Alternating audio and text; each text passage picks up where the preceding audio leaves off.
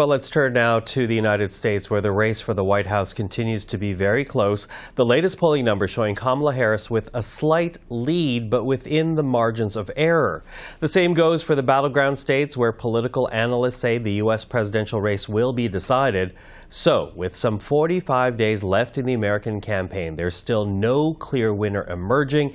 And we should note, advance voting started today, Friday, in Minnesota, South Dakota, and Virginia. Well, with more on all this, Matt Taglia is the Senior Director of Polling at Emerson College in Boston. He joins us right now. Matt, thank you for being here. Happy to be here. Listen, it would seem that Kamala Harris has had the momentum since taking over the Democratic ticket. But, weeks in, since Joe Biden endorsed her, this race is still neck and neck. So why hasn't her momentum translated into better numbers for her?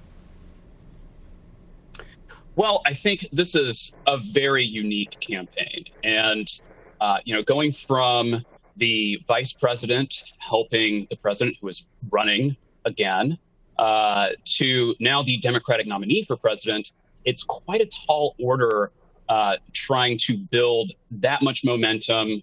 Remember, Biden was significantly down in national polling prior to him dropping out of the race.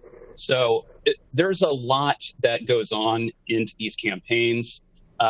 Most campaigns will have a substantial amount of time to prepare, to introduce themselves to the electorate. And Kamala Harris didn't have that. So I think that she is way ahead of where Biden was. And I think that frankly, is, that deserves applause. So,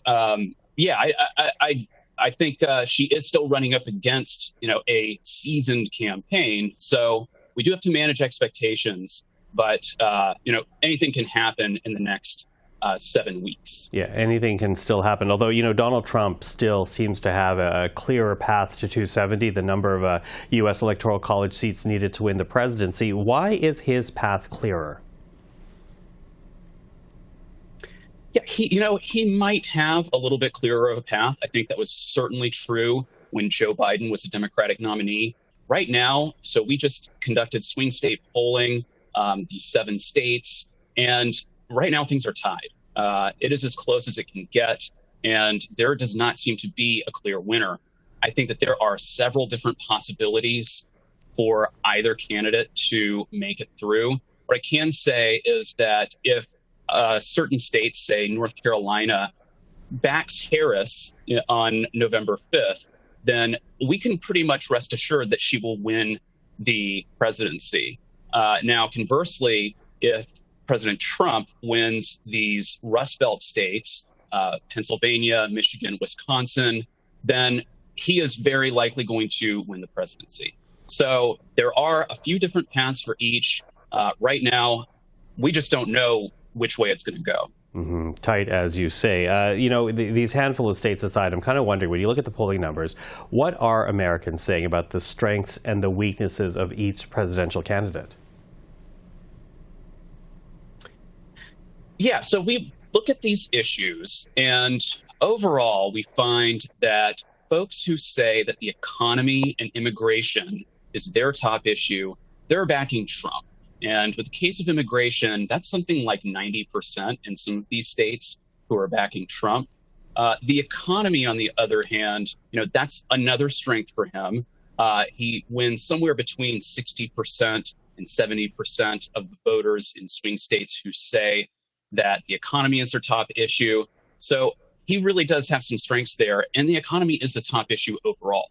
So I think that, we really do have to underscore that he is winning on the sort of major issues that are affecting Americans right now.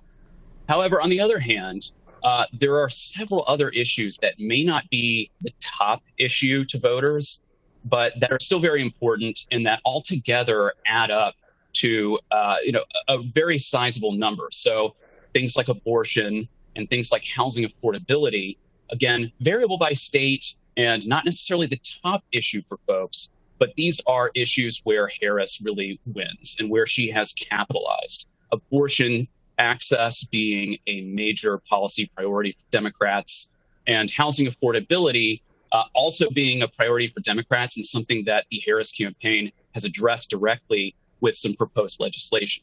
Okay, so those are essentially the arguments for each. Although, as tight as it is, I do have to ask the question: how reliable are the polls this time around? Because famously, everyone thought Hillary Clinton would easily beat Donald Trump in 2016. That didn't happen. What about this time around? Yes, the polls say things are tight, but are they really capturing an accurate picture? Well, frankly, we won't know until November 5th or a little bit thereafter, honestly. But we can see that polling has performed well in some recent elections. The 3rd congressional district in New York, we saw that polling was very good. Our polling, we were very close in that race.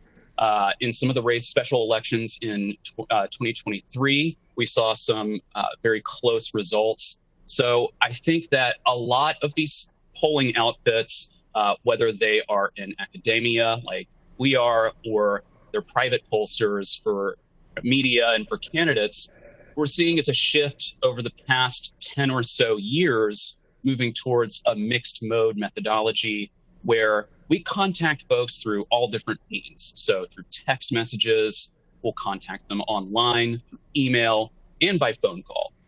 So the industry has changed a lot. I think some folks are still trying to figure out, exactly where people are, exactly where folks will take a 5 to 15-minute survey, but it's all getting better, I would say. And I think that the most recent results have been good.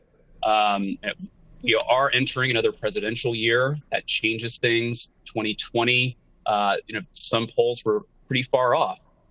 But I think over the past 4 years, some outfits have adjusted, they've learned. And so I think that we can trust the results. And I think, frankly, everyone shows that it's going to be a close race, and that's pretty much a sure bet. Matt Taglia, thank you for that. I really appreciate it. Thanks so much.